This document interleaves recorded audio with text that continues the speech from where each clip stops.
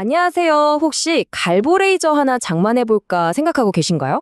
그렇다면 진짜 잘 오셨어요. 오늘 이 내용 하나로 여러분에게 딱 맞는 시스템을 고르는 데 필요한 그 모든 기술적인 궁금증들 제가 아주 깔끔하게 다 풀어드릴게요. 레이저 구매? 네, 아마 지금 이걸 보고 계신 바로 그 이유일 텐데요. 새로운 장비를 드린다는 거, 이게 참 설레는 일이면서도 동시에, 뭘 골라야 하지? 하고 좀 막막해지기도 하잖아요. 네, 맞아요. 스펙은 어떻고 용어는 또 왜 이렇게 어려운지 길 잃기 딱 좋죠.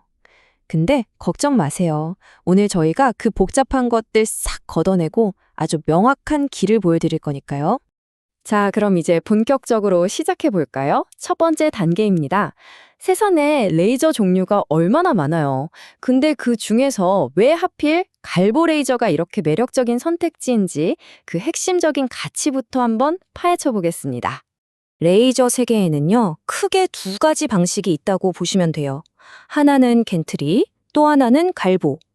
겐트리는 이 무거운 레이저 헤드가 진짜 레일을 따라서 드르륵 하고 움직이는 방식이고요.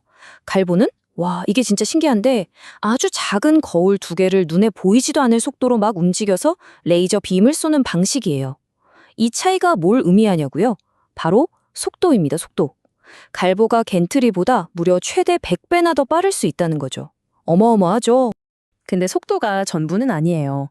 갈보 레이저는 움직이는 부품이 거의 없으니까 수명이 5만에서 10만 시간? 와, 정말 엄청나죠.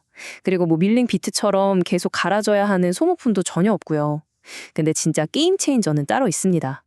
바로 이 작업 미리 보기 기능. 이게 뭐냐면 실제 각인에 들어가기 전에 빨간색 점으로 여기에 이렇게 새겨질 겁니다 하고 정확하게 보여주는 거예요. 덕분에 비싼 재료 날려먹는 실수를 확 줄일 수 있는 거죠. 이거 정말 꿀 기능입니다. 자, 이제 갈보 레이저의 삼위일체를 만나볼 시간입니다. 여러분이 주로 어떤 재료를 다룰 건지에 따라서 어떤 레이저를 골라야 하는지 그 핵심만 딱딱 짚어드릴게요. 첫 번째 주자는 바로 UV 레이저입니다. 얘는 다른 레이저들이 좀 쩔쩔매는 재료들, 특히 대부분의 플라스틱이나 유리에 뭔가를 새길 때 정말 독보적인 전문가라고 할 수 있습니다. UV 레이저의 가장 큰 장점은 뭐니 해도 이 범용성이에요. 금속, 나무, 플라스틱은 기본이고 심지어 아크릴이나 유리처럼 투명한 표면에도 마킹이 가능하거든요. 근데 만능은 아니에요. 단점도 알아두셔야죠. 속도가 다른 애들보다 좀 느리고요. 가격대도 좀 높습니다. 그리고 깊게 파내는 각인보다는 표면에 살짝 새기는 용도에 더 적합하다는 거, 이것도 기억해두세요. 두 번째는 CO2 갈보 레이저입니다. 얘는 특히 나무나 가죽 같은 유기물 재료에 각인하거나 아니면 금속 표면에 칠해진 페인트 같은 코팅을 벗겨내는 작업 있잖아요. 그 분야에서는 거의 대가라고 할 수 있죠. CO2 갈보는 특히 그 파우더 코팅된 텀블러에 로고 새기는 거, 이럴 때 진짜 빛을 발합니다. 코팅만 아주 정교하게 싹 벗겨내고 그 밑에 있는 금속에는 전혀 손상을 주지 않거든요. 나무나 가죽의 똑같은 작업을 반복할 때도 속도가 엄청나게 빨라요.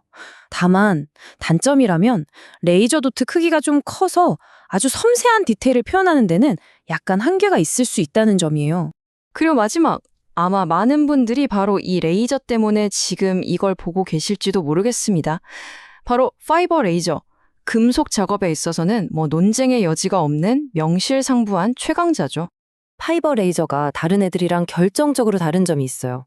그건 바로 표면을 태우거나 코팅을 벗기는 게 아니라 물리적으로 금속을 깎아낸다, 즉 제거한다는 거예요. 주석부터 티타늄까지 거의 모든 금속의 영구적인 마킹, 그리고 아주 깊은 각인까지 가능하죠. 그러니까 나는 주로 금속을 다룰 거다 하시면 사실 고민할 필요도 없습니다. 파이버 레이저가 정답이에요. 자, 이제 어떤 종류의 레이저를 살지는 대충 감이 오시죠? 그럼 다음 단계는 어떻게 구성할지입니다. 레이저의 성능을 좌우하는 핵심 비품들을 하나씩 뜯어보겠습니다. 대부분의 갈보 레이저는 JCG라는 회사에서 만든 이지캐드 컨트롤러를 써요. 크게 이지캐드 2랑 3가 있는데 당연히 3가 64비트 기반의 최신 버전이라 더 안정적이고 기능도 많죠. 근데 여기서 정말 중요한 포인트가 하나 있습니다. 지금 당장은 이지캐드 2를 추천드립니다. 왜 구형을 추천하지? 싶으시죠? 이유가 있습니다. 라이트번이라고 이쪽 계통에서 정말 유명하고 인기 있는 소프트웨어가 있거든요. 이게 곧 갈보레이저용으로 나오는데 이지캐드 2 보드만 지원한다고 해요. 이거 진짜 꿀팁이니까 꼭 기억해 두세요. 다음은 레이저의 심장, 바로 소스입니다. 주로 맥스, 레이큐스, JPT 이 세 회사 제품을 많이 써요. 간단히 정리해 드릴게요. 맥스는 제일 저렴하지만 신뢰성은 조금 아쉽고, 레이큐스는 가격이랑 성능을 다 잡은 뭐랄까 국민템 같은 가성비 선택지예요. 그리고 JPT는 가장 비싸지만 가장 넓은 주파수 범위를 제공해서 어닐링 같은 다양한 표현이 가능한 한마디로 프리미엄 선택지라고 보시면 됩니다. 렌즈 선택, 이거 정말 중요합니다. 이 슬라이드를 보시면 바로 이해가 되실 거예요. 자, 110mm 같은 작은 렌즈는요, 자국 공간은 좁아요. 대신에 레이저 도트가 작고 출력이 한 점에 빡 집중되니까 더 세밀하고 강한 각인이 가능하죠. 반면에 300mm 같은 큰 렌즈는 넓은 영역을 한 번에 작업할 수 있고 피사계 심도라는 게 깊어서 텀블러처럼 둥근 표면을 작업할 때 초점이 덜 나가요. 그러니까 내가 뭘 할지에 따라서 장단점이 아주 명확한 거죠. 자, 이제 조금만 더 깊이 들어가 볼까요? 구매자들이 가장 많이 헷갈려하고 또 궁금해하는 몇 가지 심화 주제를 다뤄볼게요. 특히 널리 퍼진 오해를 바로 잡아서 여러분의 자신감을 팍팍 키워드리겠습니다. 모파 레이저, 아마 들어보셨을 거예요. 그리고 모파 레이저를 검색하면 꼭 나오는 거, 바로 금속 위에 막 무지개처럼 화려한 색을 입히는 영상들. 과연 그게 진짜일까요? 아니면 그냥 사람 올리는 허구일까요? 네, 정답을 말씀드리자면 현실은 온라인에서 보는 그런 화려한 영상들보다 훨씬 덜 재밌습니다. 이게 무슨 말이냐면 컬러 마킹이 아예 불가능한 건 아니에요. 하지만 재료의 상태, 그날의 온도, 습도, 정말 수많은 변수에 따라서 결과가 막 달라지기 때문에 일관성 있는 결과를 얻는 게 거의 불가능에 가깝습니다. 엄청난 노가다와 연구가 필요한 영역이죠. 아니 그럼 MOP는 대체 왜 쓰는 거냐고요? 그 컬러 마킹이라는 신화 대신에 진짜 산업적인 이점에 주목해야 합니다. 첫째, 넓은 주파수 범위 덕분에 금속 표면에 손상을 거의 주지 않으면서 색을 검게 만드는 어닐링 작업에 아주 유리하고요. 둘째, 열을 더 미세하게 제어할 수 있어요. 그리고 마지막으로 깊은 각인이나 커팅을 위한 60W 이상의 고출력 시스템은 대부분 MOPA 방식을 씁니다. 이게 진짜 이유예요. 아까 CO2 레이저 도트가 좀 크다고 했잖아요. 그것 때문에 아쉬웠다면 해결책이 있습니다. 바로 빔 익스펜더라는 건데요. 원리가 좀 재밌어요. 렌즈에 들어가기 전에 빔을 일부러 더 넓게 만들어요. 그러면 역설적으로 렌즈를 통과한 후에 최종 도트 크기는 더 작아집니다. 신기하죠? 이 슬라이드에서 보시는 것처럼 더 넓은 빔을 쓰려면 갈보 헤드 자체도 더 큰 걸로 바꿔줘야 하고요. 자, 거의 다 왔습니다.